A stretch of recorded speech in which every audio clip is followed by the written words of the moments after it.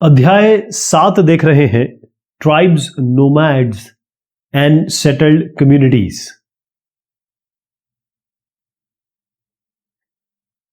पिछले बार हमने देखा था कौन सी ट्राइब्स कहां थी। 8वीं और 18वीं शताब्दी की बात कर रहे थे हम लोग।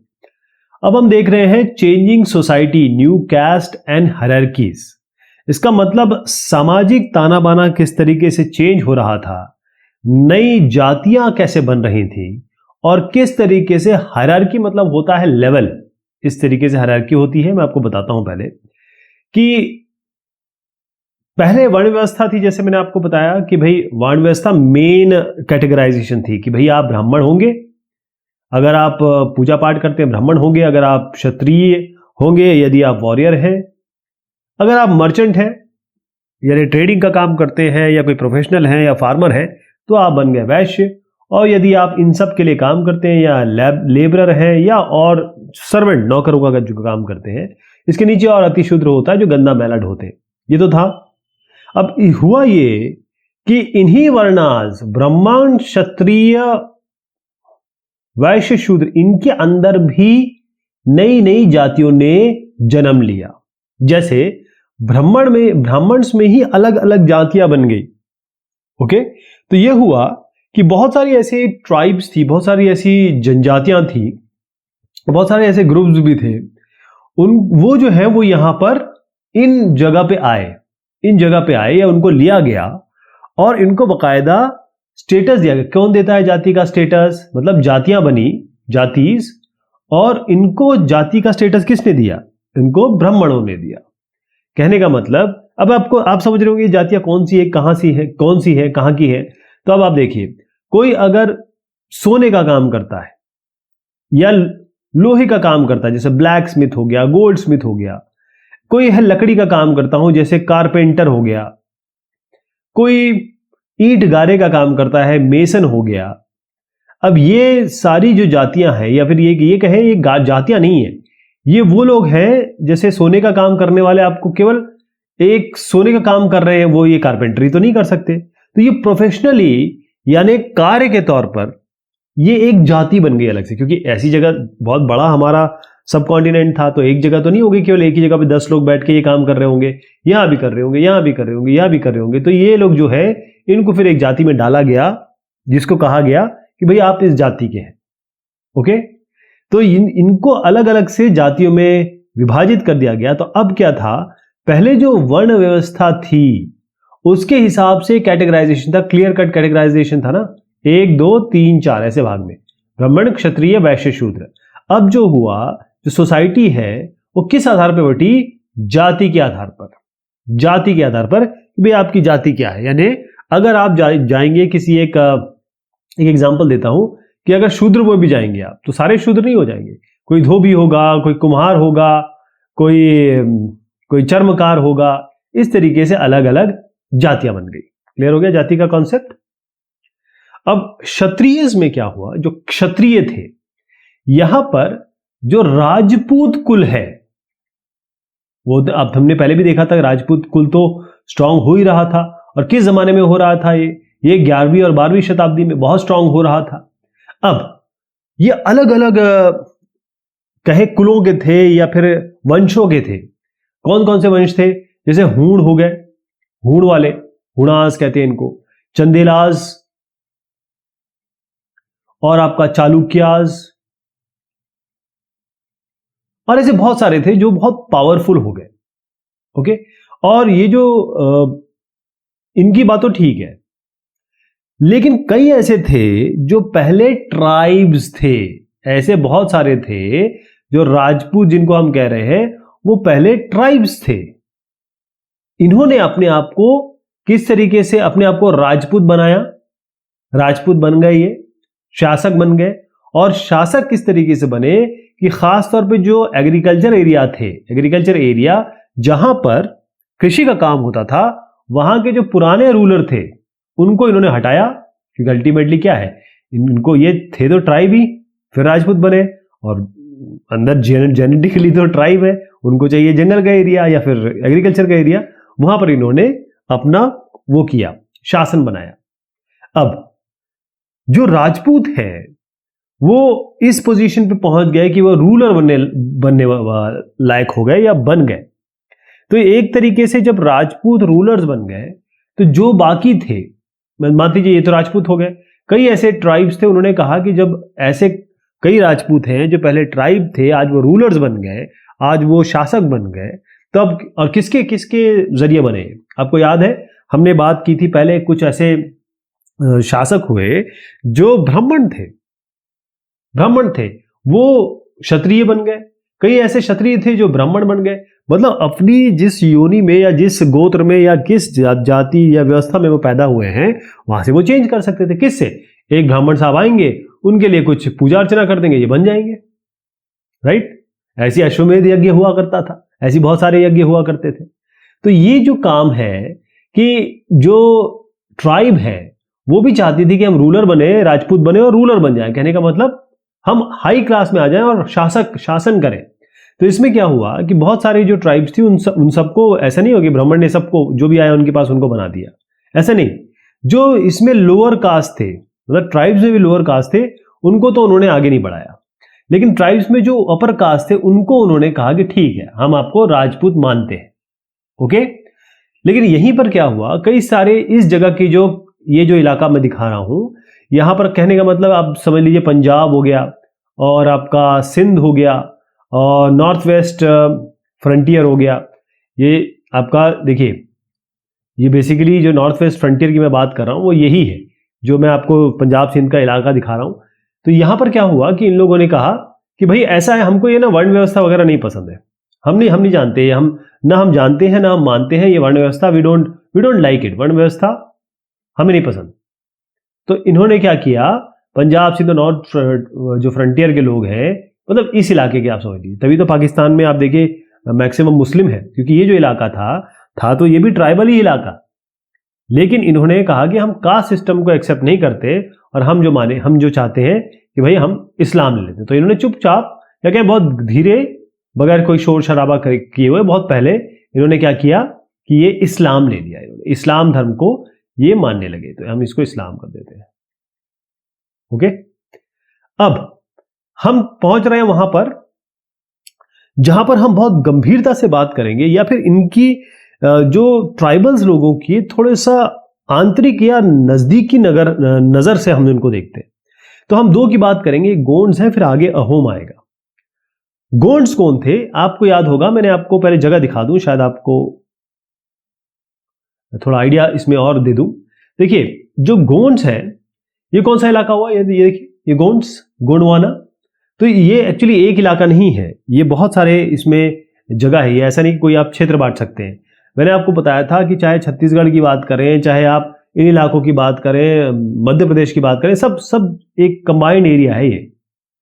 तो ये जो गोंड है ये बहुत बड़े इलाका, ये जो गोंडवाना है इस बहुत बड़े फॉरेस्ट रीजन में रहते थे, जहां पर बहुत सारे फॉरेस्ट थे। तो ये फॉरेस्ट रीजन है यहां पे। अब फॉरेस्ट रीजन का क्या फायदा ये भी बताऊंगा मैं आपको। ये हो गया। अच्छा, ये गोंडवाना का मतलब होता है country inhabited by Gonds. Gond जहां पर रहते थे उस जगह को वो गोंडवाना कहते थे, जहां जहां गोंड पाए जाते थे, ठीक है। ये करते थे शिफ्टिंग कल्टीवेशन। शिफ्टिंग कल्टीवेशन का मतलब ये होता है कि एक जगह पर यहां पर है, यहां पर आइए, इन्होंने क्या किया, यहां के सारे पेड़ पौधे जला दिए, राख बन गई, इनकी राख बन गई। उसके बाद इन्होंने यहां पर पेड़ पौधे उगाए, मतलब अपना जो भी कृषि करना है वो किया। और फिर क्या किया इन्होंने, यहां से निकल गए, जब इसकी उर्वरता कम हो गई दूसरी जगह पे गए, वहां पर भी यही काम किया कि भाई इसको जला दिया सारे पेड़ पौधों को। यहां जो आप देख रहे हैं एग्जाम्पल भी देख रहे हैं ना जलते हुए, और यहां पर ये गोंड लोग हैं, ऐसे दिखते हैं और ये गोंड लोग हैं। तो यहां पर ये हर जगह को ऐसे करके वो आगे बढ़ जाते थे। इसको हम कहते हैं शिफ्टिंग कल्टीवेशन। इसको और कहते हैं स्लैश एंड बर्न भी कहते हैं। इसमें क्या था, किस तरीके से डिवाइडेड था मैं आपको बता देता हूं। ये जो गोंड ट्राइब है ये छोटे छोटे कुल में बटी थी, कुल क्लैन कहते हैं इसको। और हर एक का एक या तो राजा था, मतलब जिसको हम राजा कहते थे उस जमाने में, या फिर राय, राजा या राय कहा करते थे, राजा या राय। अब क्योंकि दिल्ली सल्तनत है वो गिर रही थी, तो हुआ ये कि जो गोंड साम्राज्य है, गोंड किंगडम, बहुत सारे ऐसे आगे बढ़े, क्योंकि यहां पर मैंने बताया क्लैन थे, कुल थे और सरदार थे यहां पे। तो धीरे धीरे क्या हुआ कि जो दिल्ली सुल्तान के गिरने के कारण जो बड़े गोंड साम्राज्य थे या बड़े गोंड सरदार थे, उन्होंने क्या किया, जैसे बड़ा है उसने क्या किया, छोटे पे कब्जा करने की कोशिश की, या फिर उसे कहा कि डोमिनेट कर लिया। तो बड़े सरदारों ने, जो बिग गोंड सरदार है, उन्होंने जो छोटे सरदार हैं गोंड सरदारों को दबाया। अब इसमें यह कहा गया है, अकबरनामा, आपको याद है अकबर की जो जीवनी लिखी गई है, अबुल फजल साहब ने लिखी है, तो अकबरनामा, AN कर देता हूं, अकबरनामा, इसको इसमें बताया गया है कि जो एक गोंड किंगडम है, बहुत सारे गोंड किंगडम थे, उसमें एक गोंड किंगडम है गढ़कटंगा। क्या नाम है? गढ़। बहुत सारे गढ़ नाम आएंगे इसमें, गढ़ बहुत कॉमन नाम है ना। गढ़कटंगा, ये जो गढ़कटंगा है, इसमें कितने विलेज थे? 70,000 विलेज। एक सोचिए आप, गढ़कटंगा में 70,000 विलेज थे। अब मैं आपको इलाका दिखा देता हूं, गढ़कटंगा बार बार आने वाला है। ये गढ़कटंगा हो गया, ये पूरी गोंड किंगडम है गढ़कटंगा की। अब यहाँ इस हिसाब से अंदाजा लगाएं कि सेंटर में आपको थोड़ा सा जबलपुर दिखाई दे रहा है, यहाँ पर आप देखिए इधर लेफ्ट में आपको भोपाल दिखाई दे रहा है। तो ये जो इलाका है इसको थोड़ा सा आप याद करिएगा, है ना।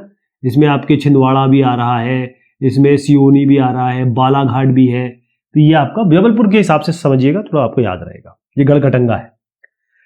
अब इसमें क्या था, मैं गोंड की बात कर रहा हूं, यहां पर कैसे डिवीजन है बहुत ध्यान से देखिएगा, ठीक। ये थी सेंट्रलाइज्ड व्यवस्था, बहुत ध्यान से देखिएगा। मान लीजिए ये आपका गढ़कटंगा है, या फिर कहें गोंड किंगडम है कोई। गढ़कटंगा गोंड किंगडम की अगर हम बात करें तो इसमें जो पहली चीज तो ये थी कि जो एडमिनिस्ट्रेटिव सिस्टम था, इसकी प्रशासनिक व्यवस्था, ये सेंट्रलाइज थी, यानी मतलब एक सेंटर में कोई राजा होगा, किंग होगा, वो इसे गवर्न करेगा। तो ये जितने भी ये जो किंगडम है पूरा डिवाइडेड था गढ़ में। मैंने कहा गढ़ बहुत आने वाला है, तो ये जैसे गढ़ में है, ये अलग अलग गढ़ हो गए। जैसे मान लीजिए गढ़ हो गया, क्लियर है, ये पूरा किंगडम है, ये पूरा किंगडम है, केडी कर देता हूं, ये आपका गढ़ में डिवाइडेड हो गया, जितने भी गढ़ होंगे। अब हर एक गढ़ के पास एक, ये मतलब कोई ना कोई जो गोंड क्लैन है, गोंड कुल, मान लीजिए एक कुल है गोंड का, वो इसे कंट्रोल करता है, वो उसको कंट्रोल कर रहा है। सेंट्रलाइज है, मतलब इन सबका एक राजा होगा, एक किंग होगा या एक सेंट्रलाइज होगा, और हर एक जो जितना भी ये अलग अलग गढ़ डिवाइडेड है, उसमें एक जो गढ़ होगा वो किसी कुल द्वारा, वहां का जो कुल है, कोई भी कुल हो सकता है, वो उसको अपना कंट्रोल करेगा। अब ये जो कुल है, मतलब ये जो एरिया है, अब ये गढ़, मतलब एक गढ़ कितने भाग में डिवाइडेड है? ये 84 विलेज में डिवाइडेड है। कितने विलेज में? 84, इसीलिए इसको कहते हैं 84। 84 हो गया। और फिर ये हर एक जो 84 भाग है, ये डिवाइडेड है 12 और भाग में, 12 और विलेजेस में, ठीक। इसको कहते हैं बढ़ौत। बढ़ौत 84, 84, हिंदी में 84, 84 होता है, और इसमें जो बढ़ौत आया है 12 से आया है, ये 12 बढ़ौत, ठीक है।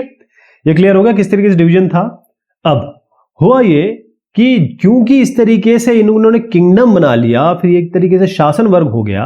अब यहां पर एक और देखिएगा, ये आपका जो गोंडवाना है, इसमें आप अलग अलग मांडला, कोलांगा, घोड़ा, ये सब गढ़ गढ़ देख रहे हैं, गढ़ गढ़ गढ़, ऐसे ना, इस तरीके से ये इलाका है गोंडवाने का। अब मैं ये बता रहा था कि जब बड़े स्टेट हो गए, तो सीधी सी बात है कि जब हम ट्राइब की बात करते हैं तो यहां पर अनइक्वल क्लासेस होती है, मतलब बहुत ज्यादा अमीर नहीं, बहुत ज्यादा गरीब नहीं, सब ऑलमोस्ट बराबर रहेंगे। लेकिन यहां पर क्या हुआ इस जगह पे कि भाई अनइक्वल क्लासेस आ गई, यानी कि अमीर लोग अमीर हो गए, गरीब लोग गरीब हो गए, या फिर क्लासेस में बहुत डिफरेंस हो गया। खास तौर पे जो ब्राह्मण्स थे, ये मान लीजिए ब्राह्मण्स हैं, इनको बहुत सारी ये लैंड मिली, ये ब्राह्मण लैंड में रह रहे हैं, और ग्रांट्स मिली, मतलब पैसा मिला। गोंड किन से? इन गोंड राजाओं से, इन गोंड राजाओं से इनको पैसा मिला। किनको? ब्राह्मणों को। अब ये गोंड चीफ क्या चाहते थे कि भाई हम गोंड चीफ हैं, हम तो सरदार हैं, अब हम ये ना कहलाएं, हम गोंड ना कहलाएं, हम बन जाए राजपूत। क्या बन जाए? राजपूत। यानी गोंड बहुत ज्यादा हम चाहते थे कि भाई राजा बन जाए, यानी राजपूत बन जाए, क्योंकि राजपूत तो वॉरियर कैटेगरी थी वर्ण व्यवस्था में, है ना। अब ये चाहते थे कि हम राजपूत बन जाए, तो ऐसा हुआ भी। अब एग्जांपल देखिएगा बहुत ध्यान से, हुआ कैसे। इसमें एक साहब का है जिनका नाम है अमनदास, ठीक। वो गोंड राजा है कहां के? गढ़कटंगा, जो मैंने आपको एरिया बताया गढ़कटंगा, वहां के राजा है। कौन है? इनका नाम है अमनदास, याद रहेगा, अमनदास। ये हो गए गोंड राजा। तो इन्होंने क्या किया कि इन्होंने अपने आप एक टाइटल ले लिया, किसका? ये हो गया गढ़कटंगा। यहां के राजा, यहां के जो किंग है, राजा कह लीजिए, वो थे आपके अमनदास, अमनदास, ठीक है। इन्होंने अपने आप एक उपाधि ले ली। उपाधि कैसे ली? ब्राह्मणों की तरफ ही ली होगी, राजपूत बनना चाहते होंगे, ये राजपूत बन गए। इन्होंने ली संग्राम शाह की। किसकी? संग्राम शाह, ठीक है। अब इनके बेटे थे दलपत। क्या नाम हुआ? दलपत। इन दलपत ने शादी की किससे? रानी दुर्गावती से। महारानी, ये जो भी उस समय प्रिंसेस राजकुमारी हुई होंगी, दुर्गावती से। दुर्गावती किसकी पुत्री थी? ये थी पुत्री सालबहन की, जो कि चंदेल राजपूत राजा थे। कहां के? ये चंदेल राजपूत राजा थे। कहां के? महोबा के। तो चंदेल राजपूत राजा महोबा की पुत्री दुर्गावती की शादी हुई दलपत से। दलपत कौन है? अमनदास। अमनदास कौन है? जो गढ़कटंगा के राजा थे और जिन्होंने अपनी पदवी ले ली, कौन सी? संग्राम शाह की। ध्यान रहेगा, संग्राम शाह की। ओके। अब हुआ ये कि दलपत जो है वो बेचारे, उनका देहांत हो गया जल्दी। अब जो रानी दुर्गावती थी वो क्या थी? कहां से आई थी? वो राजपूतों से आई थी। तो वो ये राजपति, ये देखिएगा, ये है, ठीक, इनकी मैं बात कर रहा हूं। ये है संग्राम शाह, ये संग्राम शाह है। और ये जो चित्र देख रहे हैं आप, ये किसका है? ये है रानी दुर्गावती का। ये बहुत स्ट्रांग थी। तो हुआ ये कि जब मुगलों ने इनके ऊपर, अच्छा, इनका बेटा था, इनका दलपत और दुर्गावती का बेटा था वीर नारायण। ये तो बेचारा 5 ही साल का था। तो रानी ने कहा ठीक है, अब ये दलपत की मृत्यु हो गई है, तो वीर नारायण के नाम पे, जो केवल 5 साल का था, कि मैं अपना राज करती हूँ। तो बहुत अच्छा इन्होंने राज किया रानी दुर्गावती ने, और ये बड़ी भी, मतलब ये एरिया बढ़ गया इनका। तो हुआ ये कि 1565 की मैं बात कर रहा हूं, इसमें जो मुगल फोर्सेस है, और किसके अंडर में? यहां पर आप जो चित्र देख रहे हैं, ये कौन है? ये है आसफ खान। क्या नाम है इनका? ये है आसफ खान। एक एक कर देता हूं। आसफ खान है इनके वो कहें कि फोर्सेस इनके अंडर में। मुगल एम्पायर ने आसफ खान के जरिए इन पे किया अटैक। किस पे? गढ़कटंगा पे। तो इन्होंने किया गढ़कटंगा पे अटैक, हो गया, इन्होंने कर दिया। उसके बाद ये रानी जो है, इन्होंने ये रूप ले लिया। ये दोनों एक ही है, ये जो आप चित्र देख रहे हैं ना, ये रानी दुर्गावती, ये इनका विकराल रूप है, यानी कि राजपूताना रूप है। तो इन्होंने इनका लोहा लिया। किसका लोहा लिया? मतलब किनसे अटैक्स में डिफेंस लिया? वो थे आपके आसफ खान। उन्होंने बहुत बहुत बढ़िया तरीके से इसका मुकाबला किया। फाइनली आप जानते हैं, जब भी मैं बात करता हूं मुगल एम्पायर की, वो तो बहुत स्ट्रांग थे। अल्टीमेटली रानी दुर्गावती ने कहा, जैसे रानी झांसी ने कहा था कि मैं अपने आप को जीते जी इनके हवाले नहीं करूंगी। ये बेचारी लड़ते लड़ते मृत्यु को प्राप्त हुई, और उसके बाद फिर ये जो वीर नारायण है, ये भी बेचारा मर गया। लेकिन गढ़कटंगा एक बहुत रिच स्टेट था, समृद्ध स्टेट था। होता ये था, जैसे मैंने आपको बताया, जब से फिर से दिखा देता हूं, ये जो गढ़कटंगा आप देख रहे हैं ना, ये जंगलात वाला इलाका था, और यहां पर बहुत सारे हाथी मिलते थे, एलिफेंट्स। तो ये गढ़कटंगा वाले क्या लोग जो करते थे, इन एलिफेंट्स को पकड़ते थे गढ़कटंगा वाले, और इसको बेचते थे आसपास के जो इनके एम्पायर्स हैं या शहर हैं या नगर हैं, उनको ये ट्रेड करते थे इन एलिफेंट्स का, मतलब हाथी का। तो हाथी का जब ये ट्रेड करते थे तो इनको अच्छा खासा पैसा मिलता था। फिर क्या हुआ? मुगल्स ने इनको अटैक किया था, और उसके बाद क्या किया कि एक पार्ट तो मुगल्स ने अपने आप पास रख लिया, मुगल एम्पायर ने। बाकी जो पार्ट है वो दे दिया चंदन शाह को। चंदन शाह कौन है? ये जो वीर नारायण मैंने बताया था ना, रानी दुर्गावती और दलपत का बेटा, उनका चाचा है, उनका अंकल है, अंकल, उनको दे दिया। लेकिन बहुत दिनों तक ये चल नहीं पाया, मतलब चलाया इन्होंने लेकिन चल नहीं पाया, क्योंकि यहां पर बुंदेलाज और मराठाज इनका अटैक रहा इन पे, ये पूरे गोंड पे। तो फिर फाइनली ये लोग बेचारे बहुत वीक हो गए। अब मैं बात कर रहा हूं अहोम्स की। अहोम्स कौन है? आपको अहोम बोलते ही नॉर्थ ईस्ट का ख्याल आना चाहिए। यहां पर देखिए म्यांमार है और यहां आसाम है। तो आसाम और म्यांमार दिमाग में बिठा लीजिए। म्यांमार बर्मा जो आज का है वहां से आसाम यानी कि जो ब्रह्मपुत्र की वैली है, ब्रह्मपुत्र की वैली कौन सी हुई, ये ब्रह्मपुत्र आ रही है, ब्रह्मपुत्र आ रही है ना, यहां की वैली में, इसकी जो वैली है यहां पर म्यांमार से लोग आके बसे। यही लोग अहोम्स थे, यही अहोम्स थे। ठीक, इन्होंने क्या किया, यहां पर ऑलरेडी इस जगह पे भुइयां यानी कि जो लैंडलॉर्ड थे, जमींदार थे, उनका राज चलता था या उन लोगों ने कंट्रोल किया था। अहोम ने क्या किया, इन लोगों को हराया या फिर इनको कंट्रोल में ले लिया। और उसके बाद 16वीं शताब्दी की बात मैं कर रहा हूं, इन्होंने जो छुटियास है, ये बात कर रहा हूं मैं 1523 की, और साथ में कोच हाजो, ये बात कर रहा हूं मैं 1581। इन लोगों को भी, ये बड़े बड़े किंगडम्स थे, इनको भी अहोम से इनको भी पराजित कर दिया, अपने कंट्रोल में ले लिया। और इनका पावर इस तरीके से देखिए कि 1530 में ये आग्नेय शस्त्र यानी कि फायर आर्म्स यूज करते थे। बंदूक, पिस्तल विस्तल जैसी जो चीज हो गई, उसका थोड़ा आप कहें प्रिमिटिव रूप देख लीजिए। और 1660 तक आते आते तो उन्होंने कमाल ही कर दिया। इन्होंने बड़े सोफिस्टिकेटेड, बहुत हाई क्वालिटी गन पाउडर क्या होता है, गन पाउडर होता है बारूद, और कैनन्स क्या होता है, तोप, उनका उपयोग शुरू कर दिया। इसीलिए ये इतने पावरफुल हो गए। जब 1662 की बात मैं कर रहा हूं, मुगल एम्पायर आ गया। मुगल एम्पायर कब भी अटैक करता है तो मुगल एम्पायर में ऐसा तो नहीं कि अकबर और जहांगीर जाके करेंगे, कोई ना कोई उनका सेनापति करता है। जैसे मीर जुमला,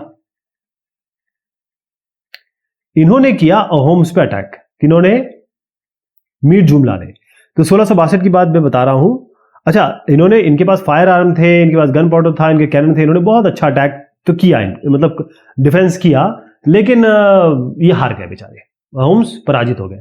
लेकिन क्योंकि आप देखिए यहां पर दिल्ली है, यहां आगरा है, कहां जाके नॉर्थ ईस्ट में अहोम है, उतने दूर पे इनका कंट्रोल इतने दिन तक, मुगल का जो कंट्रोल है इस पे ज्यादा दिन तक नहीं रह पाया। ओके, अब अहोम का जो स्टेट है वो कैसे काम करता था। ये जो अहोम का स्टेट ऐसे काम करता था, ये लोग डिपेंडेंट थे पाइक्स पे। आप ये देख रहे हैं, ये पाइक है, ये पाइक है, ये पाइक है। अच्छा, इनके जो संस्थापक थे उनका नाम है सुखापा। ये अहोम डायनेस्टी के, अहोम वंश के संस्थापक है मिस्टर सुकापा, याद रहेगा। ये अहोम डायनेस्टी है, ये इलाका तो दिखाई रहा हूं, ये इनके कुछ आज भी स्कल्पचर, ये इमारतें बहुत बेहतरीन मौजूद है। तो मैं आपको बता रहा था ये डिपेंडेंट थे पाइक पे। पाइक क्या होते हैं? जैसे मैंने आपको बुलाया और कहा कि चलो यहां काम करो आके, और मैं पैसे नहीं दूंगा तुमको, मतलब जिसे कहेंगे फोर्स लेबर।